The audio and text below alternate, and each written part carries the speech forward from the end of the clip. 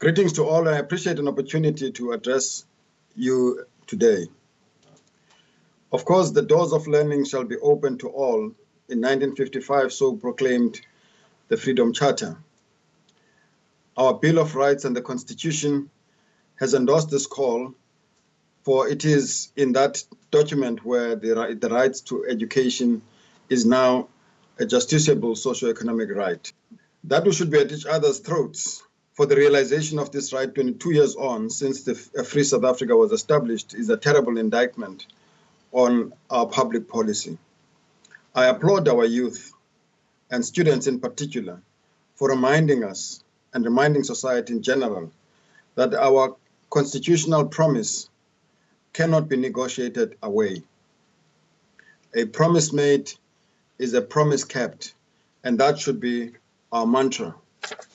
You remind me of my engagement 40 years ago with many of my fellow learners in the struggle for equal education. It was a battle against apartheid system itself for a free South Africa, which we have now attained. Many died in that struggle, others were maimed, and yet many more lost their youth and education. Many of those that lost their education are today condemned to the periphery of the economy and often unemployed. In a free South Africa, you don't have to pay the same price. Please allow us to work together with you to achieve all of these important objectives that all of us are concerned about.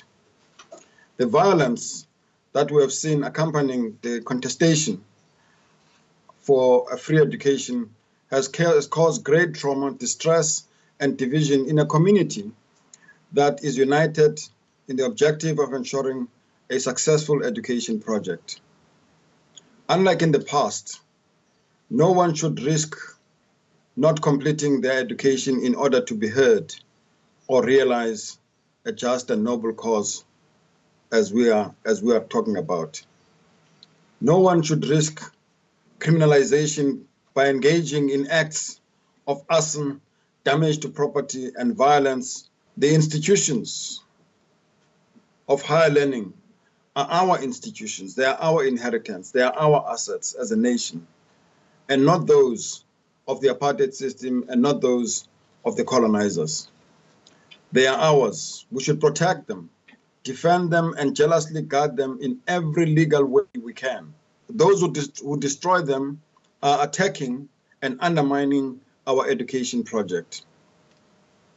Burning down our institutions of learning does not only keep the doors of learning shut, it also ensures that they shall never be open to all, but only to those that can afford to send their children to study abroad. We recognize management's legal obligation to ensure the safety of all at the institution and that of property.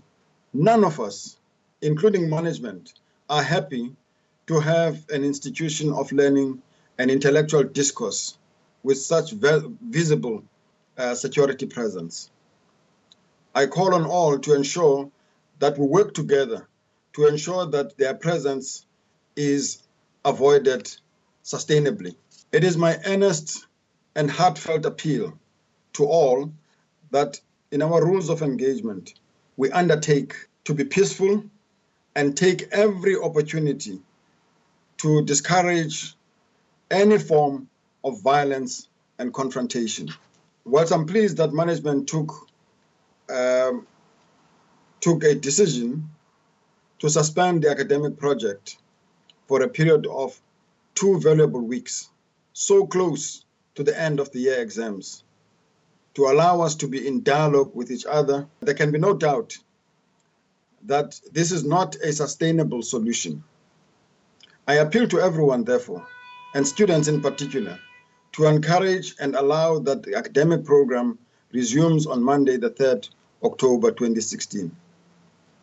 However great our cause, nobody can justify throwing to waste the financial sacrifice of families that have paid for students due to write exams at the end of this year. There can be no justification for compromising career prospects of completing students with offers to start their careers in 2017. It cannot be right that any of our students should lose a year of study. I am painfully aware that there are many unresolved issues that divide us. They should not be pushed under the carpet. We must continue with the dialogue. We must continue to talk. We must talk about these things. We must find each other. We must resolve on how to take these forward. I commit to ensure that this indeed does happen. I am prepared to ensure that a process facilitated by a credible, neutral, and objective person or persons is undertaken to ensure that we continue with the conversation, to find each other and find workable resolutions.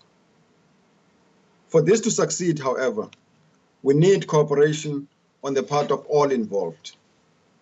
And I trust that all stakeholders will heed the call to ensure that there is stability in the institution and that we continue to engage to find an amicable and lasting solution. Thank you for your understanding. I wish you all the success in your academic endeavors. Thank you.